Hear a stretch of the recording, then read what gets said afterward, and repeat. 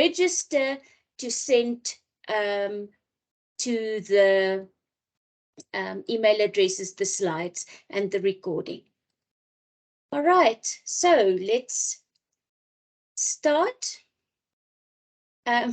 Lerato, the register is in the chat box.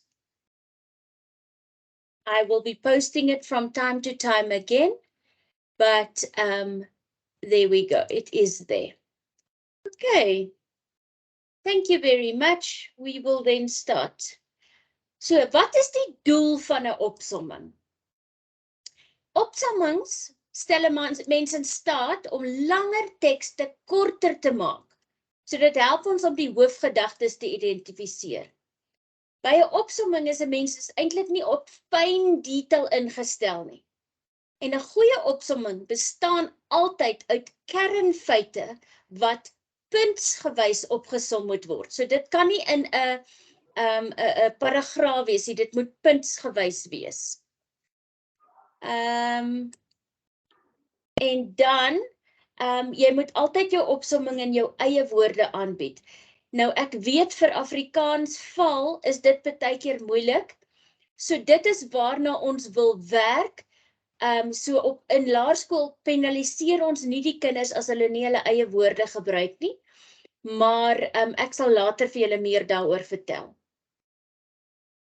What is summarizing?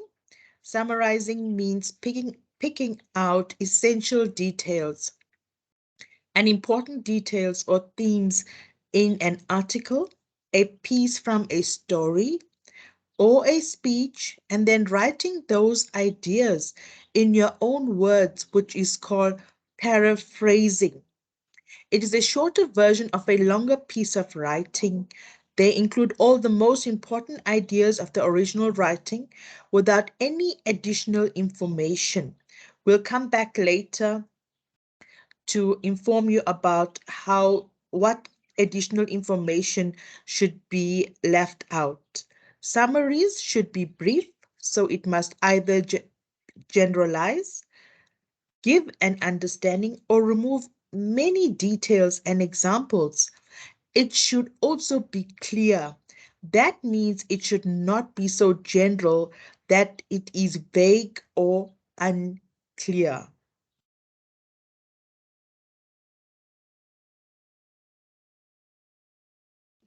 Goed, hoekom is opsommings dan so belangrik?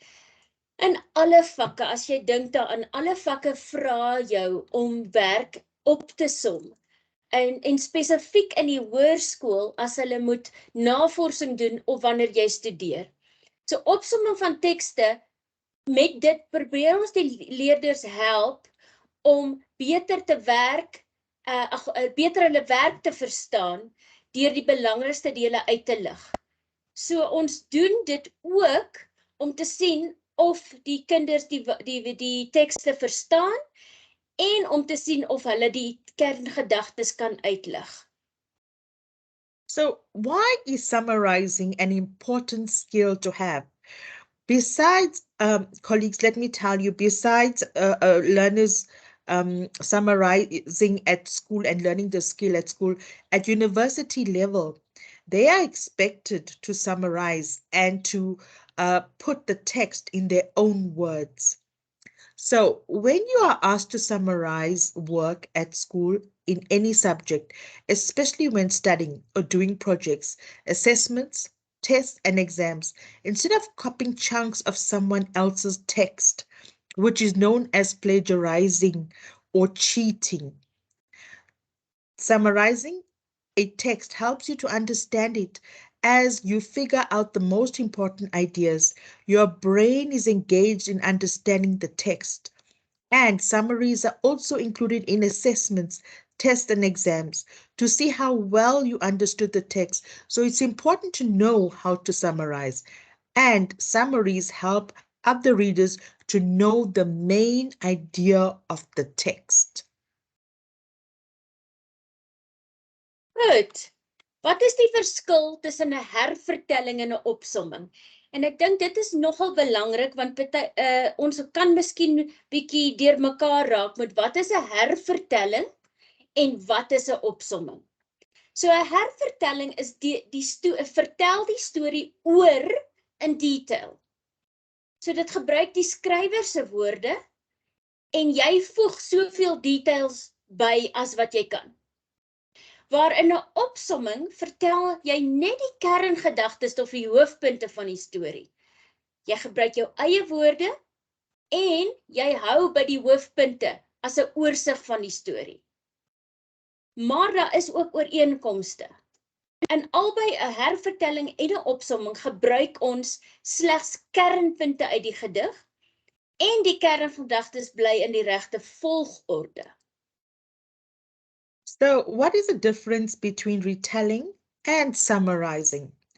Retelling tells the story again, a detailed step-by-step of all the events in a story.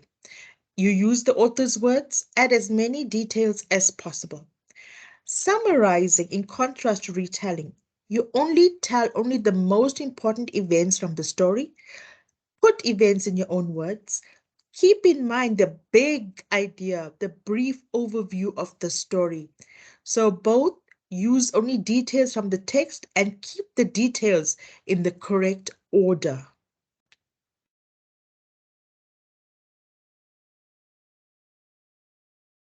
Wat is 'n opsomming? Dit is weer 'n kort weergawe. Dit is verkieslik in jou eie woorde. En ek het voorheen gesê verval is direkte aanhaling aanvaarbaar en jy gee slegs die hoofgedagtes. Wat weet ons klaar van opsommings? Die titel is baie belangrik. Die titel vertel vir ons waaroor die teks gaan. 'n Leesstuk bestaan uit paragrawe en elke paragraaf het 'n hoofgedagte of dit gaan oor een ding. En meestal is dit aan die begin van die paragraaf. So dit is belangrik om dit te onthou en vir die kinders dit te leer. What is a summary? Firstly, a shorter version. Second, it's in your own words and only main ideas are included in the summary. Lizelle, my eyesight is so poor, darling. Please could you enlarge the presentation if possible? Anusha, you can do that on your own side by clicking on the 3 dots. Yes. Click on the 3 dots and then you can make it bigger. It gives you the option to make it bigger. It says full screen, focus on content. Full screen, okay. Yes, got it. All right, thank you. So what do I already know? A title tells you what the text is about. A text is made up of paragraphs, and each paragraph has a main and supporting idea.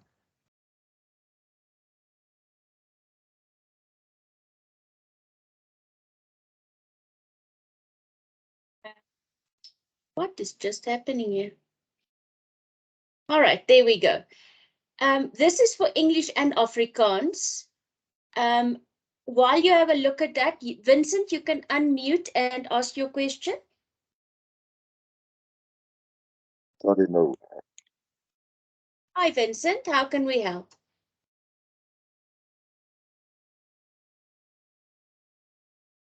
Vincent, if you don't have a question, will you lower your hand, please? All right, I'm going to carry on. So this is a guide for you to look at when you are asking learners to make summaries, how many words you need to look at for the different grades. Also, at how many words, how long the paragraph or the text should be that you ask them to summarize. So I'm not going to go into this. We simply wanted to give you this as a reference. This comes, of course, from the CAPS document. So this is nothing new. We didn't make this up. It comes from the CAPS document. Waaruit bestaan 'n opsomming? Elke sin Jy moet onthou om een sin, skus ek raak te mekaar om te kyk na die die boodskappe wat inkom. Elke sin moet 'n paragraaf hê. So min of meer jy som dit op as een sin vir elke paragraaf, maar maak seker jy hou die titel in gedagte. The aim is to summarize each paragraph into a sentence of more or less 10 words. That's just a rough example. All right. Hoe om 'n opsomming te skryf? Hier gee ons vir jou stappe. Ek gaan nie noodwendig deur almal van hulle gaan nie. Hierdie is stappe wat jy kan gebruik vir jou leerders. Jy kan selfs dit vir hulle gee. So jy moet seker maak hulle verstaan die teks. So jy moet dit lees en dan moet hulle dit weer vir hulle self lees. Verduidelik vir hulle dat hulle nie bekommerd hoef te wees oor die groot woorde nie. Hulle kan selfs oor dit spring, soos hulle dit lees, want daar behoort ander dinge te wees wat hulle kan verduidelik wat dit beteken. Dit is hoekom die titel en die instruksies so belangrik is. So hulle sal van hulle self vra waaroor gaan die storie. Hulle besluit dan watter gedagtes of punte behoort in die opsomming te wees, so hulle kan dit highlight of onderstreep vir hulle self. Indien die punte jou help om beter te verstaan, moet hulle in die opsomming wees. So jou opsomming behoort vol sinne te wees.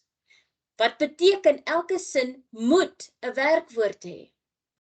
Onderstreep daai kernpunte in elke paragraaf, haal dan uit die beskrywende woorde, die idiome, die gesegdes, voorbeelde vra, want dit is onbelangrik as jy iets opsom. Waar moontlik, beskryf die gedagtes in een woord. Maak seker die opsomming bevat hoofsaaklik jou eie woorde en dan vergelyk jy jou sinne met jou oorspronklike teks en maak seker dat jy niks uitgelaat het of nuwe goed bygevoeg het nie.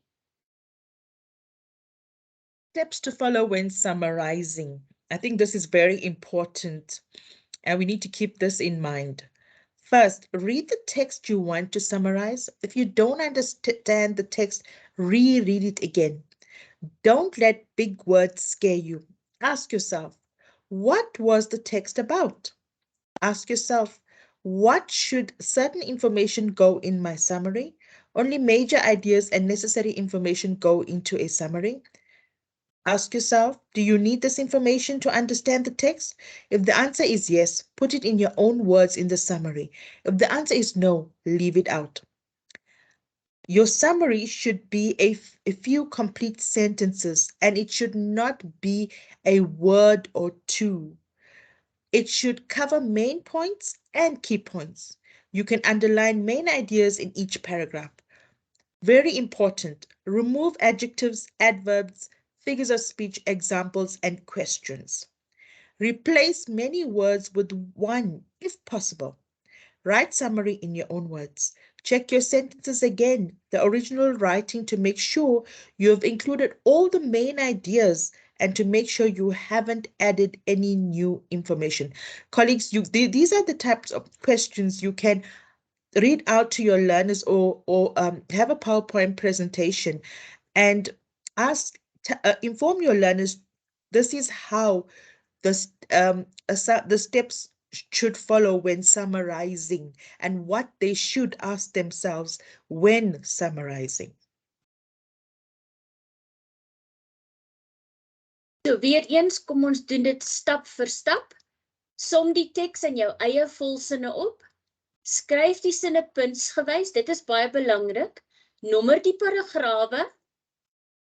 Onderstreep die hoofgedagtes. Skryf die hoofgedagtes. Ek is jammer vir die spelfoute, ek het dit duidelik nie mooi deurgegaan nie. Nommer jou sinne dieselfde as die paragrawe. Lees dan weer die sinne en maak die foute reg. Jou opsomming moenie meer woorde hê as wat gestipuleer is nie en dui die korrekte getal woorde aan die einde van jou opsomming.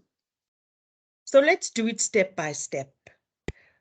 When you are teaching your learners how to summarize, These are the points you should read out to them or explain to them. Let's do it step by step. Firstly, summarize the text in your own words. Write the sentence in point form. If the paragraphs are not numbered, number them. Underline the main ideas of the text. Write the main ideas in numbered sentence. Number your sentences the same as the paragraphs. Proofread the sentences and make corrections. Your summary must not exceed the given number of words. So therefore, colleagues, on the assessment paper, on the question paper, you must indicate the number of words the learners should not exceed. And it's also advisable that the learner should count the number of words and in pencil at the end, write down the number of words.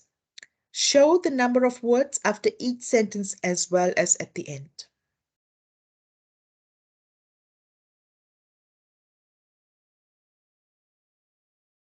Goed, hierdie is net nog 'n herhaling van al die stappe vir 'n opsomming. Ek gaan nie weer deur dit alles gaan nie. Maar dit is ook iets wat jy miskien in jou klas kan opsit. Ons het dieselfde ook vir Engels. Once again, steps to follow in summarizing. Read the text, understand the title, underline the main ideas in each paragraph, write the main idea in your own words, rewrite your summary and count your words, and remove adjectives, adverbs, figures of speech, examples, and question. So, hoe gaan ons te werk om fiksie tekste op te som? Daar is verskillende maniere. Die eerste manier is iemand wou maar so toe. Ek het dit vertaal, in Engels noem ons dit somebody wanted but so then method. So iemand wou maar so toe. Is 'n goeie manier om die leerders te help om op te som en nie net te hervertel nie. So amper enige storie kan so opgesom word. Eers kry jy iemand, wie is die hoofkarakter? Dan kyk ons na wou, wat wou die karakter doen of hê? Maar, so wat is die probleem of wat hou die karakter weg van sy doel af? So wat is die uitweg? Wat is die oplossing? En toe, hoe eindig dit of wat gebeur aan die einde? So iemand wou maar so toe. Dit is iets maklik wat jy vir hulle kan leer. Summarizing fictional text. The somebody wanted but so then SWBST format is a great way to guide students to give a summary and not a retell. Almost all fiction stories can be summarized with somebody wanted but so. This format is often ended with then statement. Somebody, who is the main character? Wanted, what does a character want or what is a character's goal? But, what is a problem in the story or what is keeping the character from his or her goal? So, what is the solution to the problem or how does a character reach his or her goal? And then, how does the story end? This is a very good way to remember it. Hier is 'n voorbeeld. So ons kyk vir goue lokkies. So iemand sal goue lokkies dit is die persoon, die hoofkarakter, wou, sy het verdwaal in die woud en sy kom by die beertjie se huis aan. Maar sy is honger en moeg. So sy besluit om in te gaan, sy eet die pap en raak op die bed aan die slaap. Toe kry die beertjies haar in hulle huis. The same example here, Anusha, for you. Okay, so Little Red Riding Hood, somebody. Who is the somebody? Little Red Riding Hood. Wanted to make her granny some treats. That is what she wanted. But she met a wolf who tricked her by locking her granny up and pretending to be granny so he could eat her. And so Little Red got away and the woodcutter who was working nearby killed the wolf. So the somebody wanted but so. And then there's the then Little Red saved her granny and they lived happily ever after. So that's the whole one in English as well. 'n ander manier, in hierdie is spesifiek vir nie fiksie, gaan ons dan kyk na die vraag, wat is die onderwerp Wie of waaroor gaan dit? Wanneer het dit gebeur? Wat is die hoofgedagte? Watter details ondersteun die hoofgedagte en hoe het dit gebeur of geëindig? So as jy nie die vraagmetode kan gebruik nie, gaan soek die hoofgedagtes in elke paragraaf en gebruik dit vir jou opsomming. So summarizing non-fiction text, how is it done? Use the following guidelines when summarizing non-fiction text. What is the topic? Who or what is it about? When did it happen? What's the main idea? What are the details to support the main idea and how it happened or ended? If you cannot use the 5 W's to summarize a text, you can also find the main idea in each paragraph to summarize a text. Dan as ons kyk aan hoe om 'n gedig op te som, waaroor gaan die gedig? Wat is die hoofgedagte? Watter details ondersteun die hoofgedagte en wat is die tema of die onderwerp? So what is the poem mostly about? What's the main idea? And what are the details to support the main idea? What is the theme or the topic of the poem? This is also a very nice method I found that you could use. It's the one-hand summary method, where each finger stands for something. The topic sentence, what is the book about, for instance? Number 2, someone, who's the main character? Then wanted. The long finger is what do the people want?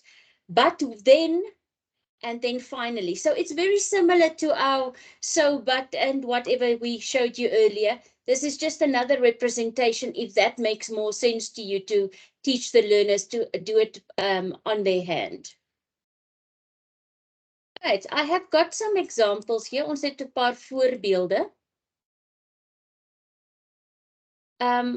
Ek gaan nie nou tyd spandeer om dit vir julle te wys nie, maar eerstens sal ons die teks dan lees. Tweedens, onderstreep ons die hoofgedagtes. Nommer 3, kyk ons dan om die hoofgedagtes in puntsgewys neer te skryf. En dan tel jy jou woorde. And here are a couple of English examples too for you, Anusha. Okay, colleagues, I won't go through this entire poem, but this is an example of a poem, and the poem is about looking after our planet for the present people and future generations. This is an example of an exercise you could give your learners. Again, summarizing shorter text, the exercise, the directions, right? You give your learners instructions. Summarizing shorter text again, exercise 2. Give your learners a short passage first. I found that when teaching summary writing, first give your learners shorter passage, 3 or 4 sentences, and ask them to summarize that before you give them huge chunks. Let them get used to summarizing a shorter paragraph before they can summarize many paragraphs. Yes, that's right. Selfs vir die Afrikaanse mense, dit is altyd beter, spesifiek vir graad 4 en 5, wanneer ons begin met hierdie, om net 'n paar sinne op 'n slag te doen met hulle en wys vir hulle die prinsip van om iets korter te maak. Selfs al is dit net 3-4 sinne, maar ons kan nog steeds die hoofgedagtes uithaal. Again, look at this exercise, how to summarize. The lion and the mouse. We come again, we utilize the somebody wanted but so them format again. So give your learners the story, and also give them this format of somebody wanted but so and then. There's just another example. We don't need to go, but this is a non-fiction example. And we haven't forgotten about the high school people. Let's have a little look here. Eers stap 1 is, jy lees deur die onderstaande uittreksel. Lees die titel en gebruik dit om die hoofgedagtes te soek. Gebruik 'n potlood om al die feite, name en datums te onderstreep. Hierdie is 'n teks wat ek al klaar gebruik het om ek het die hoofgedagtes in blou gesit. Dit is 'n moeilike teks, maar ons praat nou van die hoërskoolkinders. Dan stap nommer 2, lees ons weer die leesstuk, dan nommer jy jou hoofgedagtes, kyk vir sinne met want, omdat, daarom, want feite kom gewoonlik voor die voegwoord. Let daarop dat elke paragraaf net een hoofgedagte het. Partykeer is daar meer as een feit wat genoem word, maar hoofsaaklik is daar een hoofgedagte per paragraaf. Stap 3 sal dan die rofwerk wees, waar hulle die hoofgedagtes uithaal, dit neerskryf, seker maak, dit is in hulle eie woorde, dat dit in volsinne is, en al daai tipe dinge. Ek hou daarvan om hierdie so te gebruik, die hamburger metode. So ons verduidelik vir hulle, dat dit soos 'n hamburger is, en jy moet alles uithaal, behalwe die patty. Want dit gaan hulle help om dit te kan verstaan. As jy verwyder die beeldspraak, jy verwyder lang in die inleidings, name, datums, selfstandige naamwoorde, jy hou die selfstandige naamwoorde, werkwoorde en feite, en jy gebruik een woord vir sinne of frases. Stap 4 is dan, jy maak seker dat jy regte formaat, so dit moet puntsgewys wees. Skryf die sinne waaraan jy gewerk het oor, maak seker jy gebruik die leestekens, en maak seker jy maak jou foute reg, dit moet maklik lees, so hulle moet dit weer vir hulle self deurlees, sodat dit alles sin maak. En dan, laaste een is dan, maak jy seker, deur weer die instruksies te lees, dat jy alles gedoen het wat die instruksies vir jou gesê het. Goed. Jy kan selfs 'n kontrolelys insit vir die opsommings. Vir die laerskool is dit miskien nie 'n slegte idee nie, om 'n kontrolelys soos hierdie in te sit, sodat hulle self net herinner aan wat jy van hulle verwag. Alright, this is something I'm going to explain in English, just so we all on the same page, and if you want me to, I can explain it in Afrikaans as well. But these guidelines is something I got from a matric memo, from a matric paper memo. And so this is what we are working towards. The whole idea with us starting with summaries from grade 4 and up through into matric is that they get used to using these skills. And so I know in intermediate phase, we only ask for 5 marks, and generally in the senior phase, your things are out of 10. But you can adjust it accordingly. So generally speaking, when we use our, we have our marks, the first thing we look at is we look at 1 mark for each fact that we ask them to write. And then a total of 3 marks for the language usage. And that would make up the 10.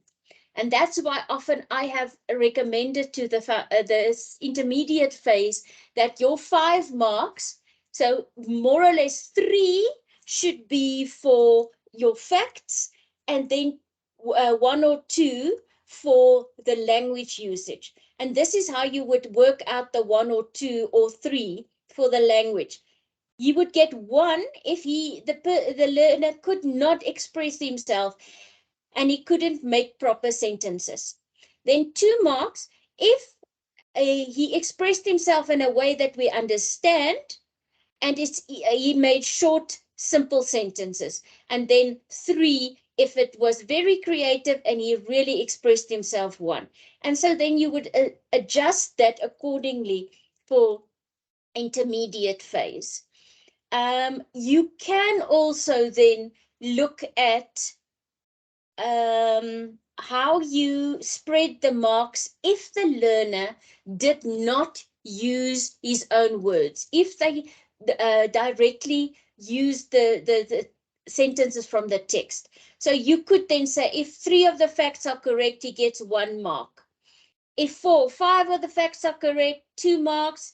Up to 7 facts correct, 3 marks. And that is then if he used the words from the text. And if he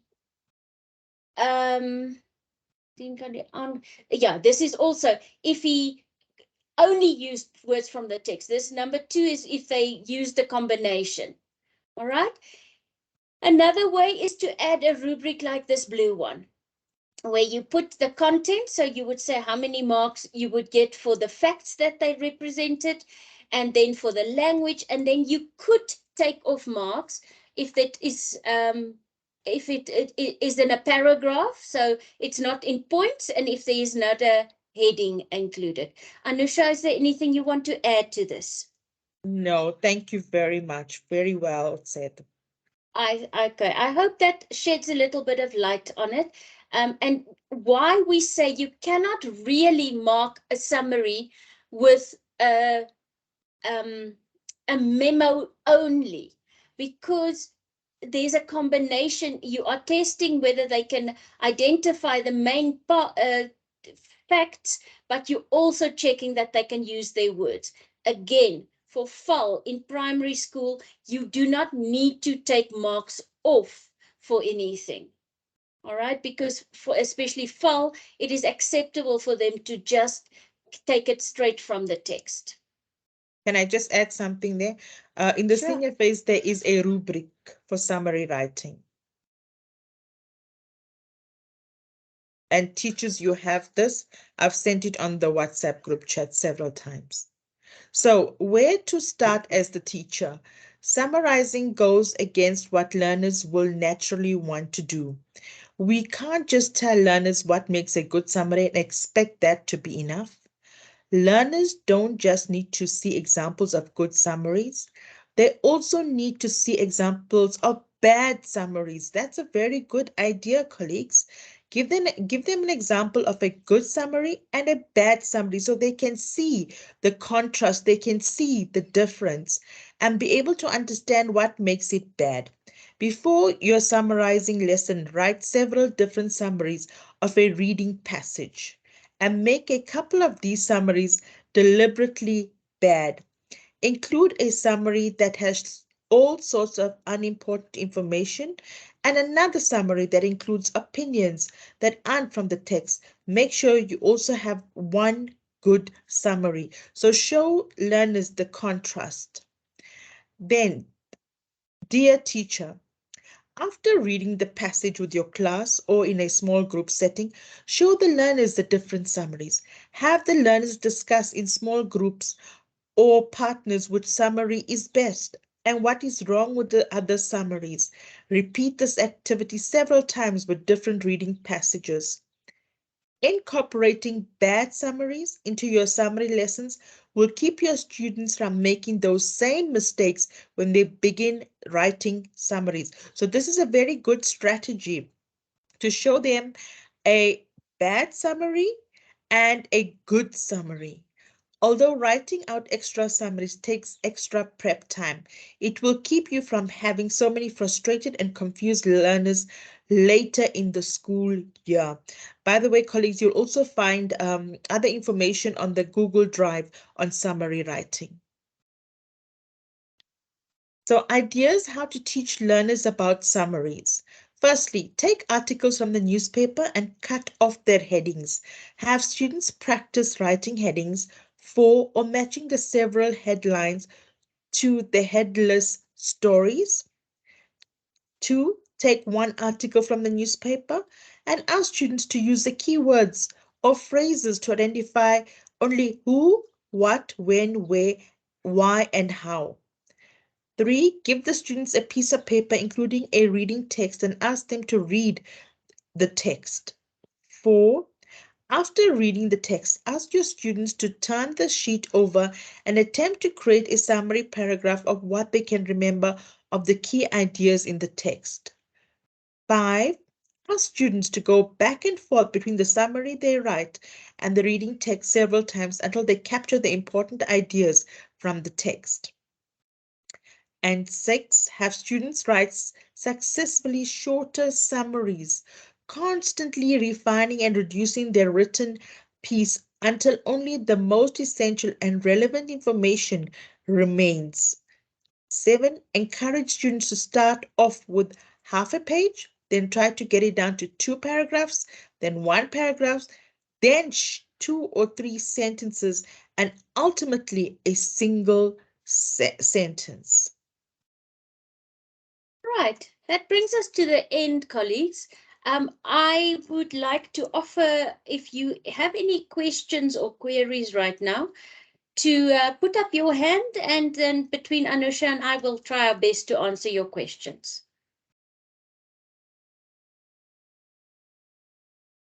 Any questions, colleagues?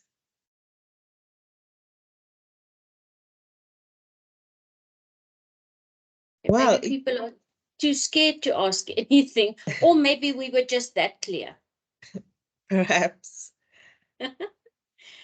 All right, well, if there are no other questions, you're welcome to make sure just before you leave that you have filled in the register.